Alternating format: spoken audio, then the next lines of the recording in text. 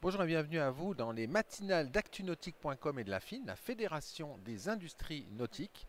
Ce matin, je reçois Luca Brancaleone, directeur général de Beneteau. Donc nous allons parler stratégie, nous allons parler positionnement de marque et puis nous allons parler évolution à venir dans les prochaines années. Luca, bonjour. Bonjour, bonjour. Alors Luca, il y a quelques mois, vous avez pris la direction générale de la marque Beneteau après un parcours international chez différents constructeurs, petits ou grands. Avant de parler de la marque Beneteau, quelle était l'image que vous aviez de la marque Beneteau avant d'intégrer le groupe? J'ai toujours eu beaucoup d'estime pour la marque Beneteau. Déjà, c'est une marque historique, légendaire dans le monde du nautisme. Donc, j'ai toujours eu voilà, une envie voilà, de pouvoir être part et faire part de la marque Beneteau. Et donc, ça a été un honneur. Je suis très fier de représenter la marque. Alors vous êtes à la barre de Beneteau avec Gian Guido Girotti, l'un pour le développement produit et puis vous pour tout ce qui est développement commercial, marketing, communication. Luca, si on devait caractériser la marque Beneteau, comment vous la définiriez? Je pense que les travaux qu'on est en train de faire avec Gian Guido, c'est vraiment de rétablir les parcours d'innovation de la marque Beneteau. Beneteau notamment qui est la marque fondatrice du groupe Beneteau, et une marque historique, a toujours été précurseur dans le monde du nautisme, et donc on veut continuer sur cet axe. Donc continuer sur cet axe, l'innovation. Alors la marque Beneteau, c'est une marque qui est, il y en a relativement peu quand même sur le marché. C'est une marque globale, voile moteur, et c'est une marque qui va de, on va dire, 5,50 m jusqu'à 20 mètres. Mais je pense que c'est vraiment l'intérêt de la marque et les buts de la marque de pouvoir présenter une offre produit à tout le monde, donc très démocratique. Et ça se voit aussi dans les décisions qu'on prend, de faire vraiment cette capacité de pouvoir créer des bateaux exceptionnels et par les mêmes de faire rêver la plupart du public. Alors, sachant qu'il y a aussi une chose qui est extraordinaire, vous faites des voiliers pour Monsieur Tout le Monde, mais vous faites aussi que vous présentez cette année le nouveau foiler, le Figaro 3. Là, c'est un bateau extraordinaire avec une innovation très forte. Bah, là aussi, c'est le premier monocoque à foil qui est présenté comme un bateau de série. Et là aussi, ça sera un bateau, en tout cas, qui sera disponible aussi à Messieurs Tout le Monde. Donc là aussi, on voit encore une fois cette capacité de Beneteau de pouvoir offrir au grand public ses rêves de bateau. Alors, on parlait d'innovation. Cette année, vous avez lancé, on va en sélectionner deux parce qu'il y en a beaucoup, on va en sélectionner deux. La première qui a fait le buzz sur le Nautique de Paris, c'est le l'iCockpit, une nouvelle ergonomie développée, non pas en interne, mais développée en partenariat avec un grand constructeur automobile, Peugeot. Pourquoi cette démarche, Luca? Alors déjà, voilà, on mélange pas l'iCockpit, c'est la technologie Peugeot, c'est l'ergonomie Peugeot. Nous, les concepts sur lesquels on a travaillé ensemble s'appellent Sea Drive Concept. Et c'est vraiment l'union de ces deux savoir-faire dans l'automotive et dans l'énautisme. Les nôtres avec la technologie Ship Control qui avait été présentée déjà à Cannes sur les Beneteau Gran Turismo 50 et qui est présentée aussi au Nautique aussi. Et cette ergonomie, cette fonctionnalité, facilité de vie à bord qui est l'iCockpit avec les trois éléments des deux écrans et son petit volant qu'on a repris avec les Peugeot Design Lab et qui a su construire ce démonstrateur Sea Drive Concept qu'on a présenté ici au Nautique de Paris. Quel est l'accueil? Alors, il est très bien accueilli, les gens sont très très intéressés, ils retrouvent une ambiance, un environnement qu'ils connaissent déjà très bien sur leur voiture. Et ils comprennent tout de suite la facilité, cet écran tactile qui donne accès à toute fonctionnalité du bateau, avec ces pictogrammes. Donc c'est vraiment immédiat, c'est très facile. Et surtout, ça augmente aussi la sécurité à bord parce que la prochaine étape, ça sera voilà, d'établir aussi une connexion, donc d'avoir vraiment un bateau connecté depuis l'extérieur qui peut nous envoyer des alertes ou avec lesquelles on peut interagir depuis l'extérieur. Donc ça va être vraiment la nouveauté du futur. Et là, je dirais qu'aujourd'hui déjà, les groupes Beneteau, c'est les groupes qui présentent les systèmes plus complets. Alors, ce Sea Drive, quand peut-on imaginer le voir intégré sur un bateau et lequel? Alors, on imagine peut-être un Grand Turismo? Alors, pour le moment, c'est un concept, ça reste un concept. On n'a pas encore prévu un time to market de ces systèmes. Mais de plus en plus, vu l'accueil que les gens voilà, réservent à ces systèmes et vu les grands succès, on s'interroge quand même sur la possibilité de les présenter, je dirais, sur un bateau de moyenne taille. Dans un horizon annuel? Alors, il n'y a pas de raison, mais quand même, on peut voir que Beneteau bouge très rapidement, donc voilà, on pourrait avoir des surprises. On aura des surprises, mais comptez sur nous pour le savoir, pour les annoncer, Lucas.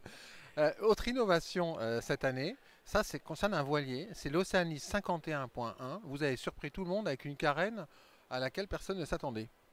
Bah, là, je dois vraiment remercier la créativité de Gianguido parce que Gianguido, il nous a sorti un produit vraiment qui a énorme succès.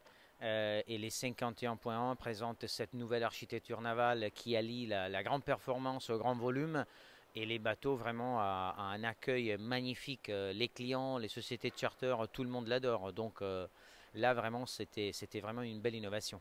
On peut imaginer que ce design et puis cette architecture navale vont rapidement se décliner sur l'ensemble de la gamme Oceanis. Bah, c'est certainement les souhaits, hein, parce que vu les succès qu'il a, je pense qu'il faut absolument l'étendre sur des autres bateaux. L'innovation, tous les ans au Beneteau, vous lancez une palanquée de nouveaux modèles d'innovation. L'innovation, c'est indispensable dans le nautisme. Je dirais que c'est les leitmotifs. Je dirais aussi que les cycles de bateaux, c'est un peu raccourci maintenant. Les gens recherchent de l'innovation. On vit dans un monde dans lequel tous les jours on est confronté à des choses qui changent et qui progressent. Et donc même dans les nautismes, il faut savoir présenter des innovations ou des améliorations continues sur tous nos produits. Alors, d'un point de vue commercial, Beneteau est très fort en Europe. Quelles sont vos priorités de développement à l'international?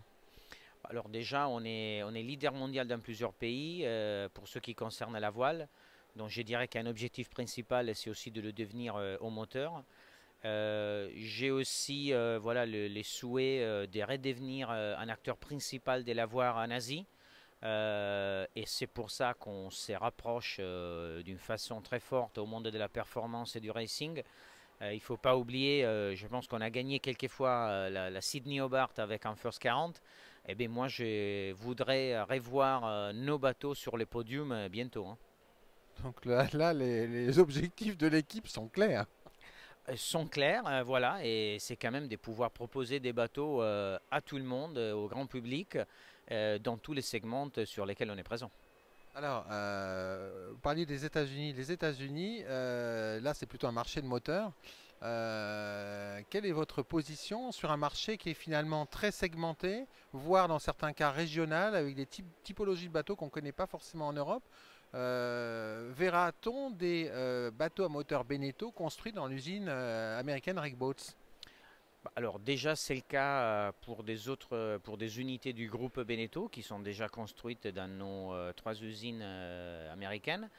Mais il y aura certainement, et on est en train de construire déjà un modèle de la gamme Gran Turismo aux États-Unis. Justement, quand on parle des États-Unis, Luca, il y a une information qui vient de sortir sur les téléscripteurs, comme on disait à une certaine époque. C'est la vente de Ciré par le groupe Brunswick et une vente positionnée assez rapidement pour sans doute faire sortir Ciré des comptes de Brunswick avant la fin de l'année. Luca Brancaleone, Ciré est-il un constructeur et une marque susceptible d'intéresser Beneteau? Alors bon, je pouvais m'attendre à une question comme ça, merci. Alors déjà, je peux dire que Ciré, c'est une grande belle marque. C'est une marque aussi légendaire avec beaucoup d'histoire. Ça a été quand même une surprise de voir que Brunswick veut se séparer de cette marque. Je dirais que bon, pour le moment, bon, c'est sûr que c'est facile de dire que les groupes Beneteau pourraient être intéressés parce que c'est quand même peut-être aujourd'hui les seuls groupes au-delà d'un fonds d'investissement qui pourraient acheter un chantier si gros comme Ciré. Mais je pense qu'il y aura aussi des autres acteurs qui pourront avoir de l'intérêt sur cette marque. Je ne suis pas sûr que Beneteau a aujourd'hui, après avoir déjà racheté les groupes Recbot Holdings il y a quelques ans, soit intéressé au rachat des Cirés, mais je laisse les groupes réfléchir sur ça et on en parlera à l'interne. Sincèrement, je n'ai pas d'avis personnel là-dessus. Le dossier est sur la table. Je pense pas encore, mais peut-être. Je pense que Au ça sera moins pour être étudié. je pense que ça sera quand même une bonne due diligence du groupe de les regarder, mais voilà, je pense pas. On n'a pas encore parlé des plans là-dessus, donc pas d'avis personnel. Pas d'avis personnel. Vous aurez sans doute un avis personnel sur la dernière question que je vais vous poser avant de nous quitter, Luca.